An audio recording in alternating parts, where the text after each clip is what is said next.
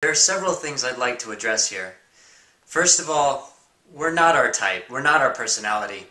That's such a disempowering view of reality that we would be the very obstacles that we face. Ultimately, personality, our type, is merely a fixation on different aspects of different stages in the patterns of development.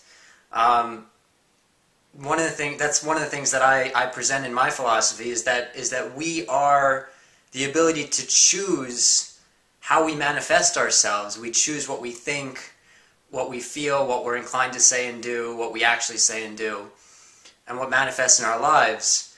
And so we are not the thoughts, the feelings, the instincts.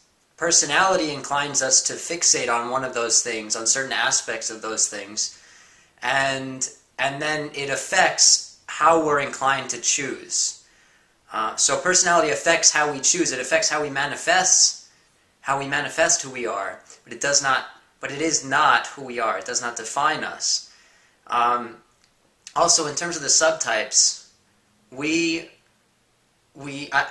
here there's less disagreement. It's probably more of a disagreement in language than anything else, but there's still certainly disagreement, because I do say that we have a hierarchy of ordering of the prioritization of our instinctual variants. What are called the subtypes, although I call them simply the inclinations, and I would call them the preserving inclination, which is called the self-preservation here, the belonging inclination, which is called social here, and the connecting inclination, which is called one-to-one here.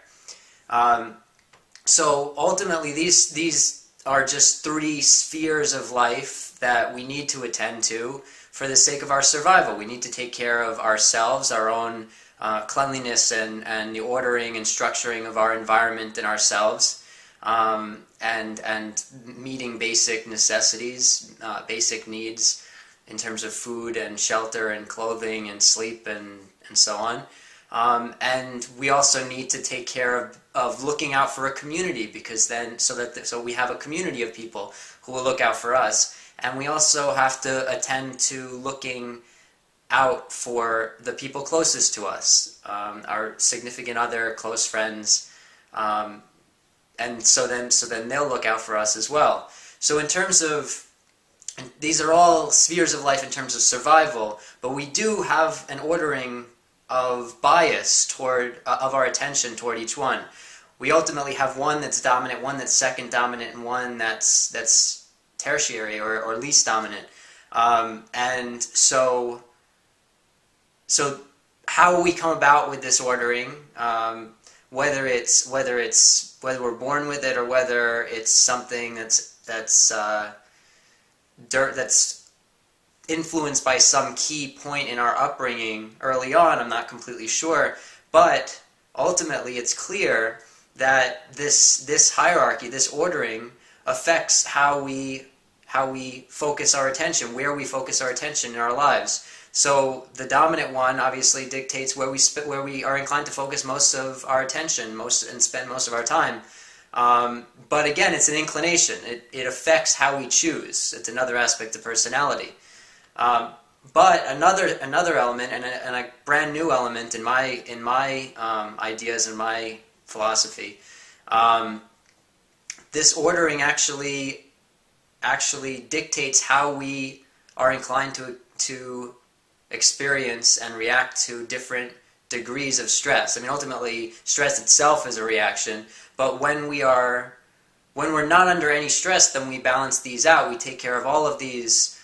We take care of the self-preservation needs, the social, the one-to-one, or the preserving, belonging, and connecting. We attend to all of those inclinations. When we're under some stress, any normal daily stress, then we bias all our attention toward the dominant variant. Like in a traffic light, where the top light turns on and manifests itself as a desire rather than merely a subtle inclination. And then when we're under even more than normal daily stress, any more than normal daily stress, then we go to the second variant. The top light turns off, the second light turns on, and the second variant in our hierarchical ordering is dominant in terms of our prioritization of things. We attend to that and ignore the other two spheres of life. And then when we're under even more stress than that, then we go to our least dominant variant, our least dominant inclination. We attend to that and bias our attention toward that, and don't attend to the other two. At this point, we're also disintegrating when we go to our third variant. And then when we're under even more stress than that, we're still disintegrating, but we now are sort of anti all of them, sort of self-destruct mode, and we don't attend to any of these necessary areas for survival. So so I think all of this has to be noticed, that we do have a hierarchy of ordering of our attention to these different subtypes, or simply inclinations, because ultimately they're completely separate from the personality, even though they affect where we direct the motivations of our main type, secondary type. They really operate independently, and they can be determined independently in a person, and so on. So yeah, I just wanted to convey that and communicate the distinctions there, because I think some of these things are really important in terms of discerning the truth about how personality operates and its role in affecting how we manifest ourselves, rather than in dictating who we are.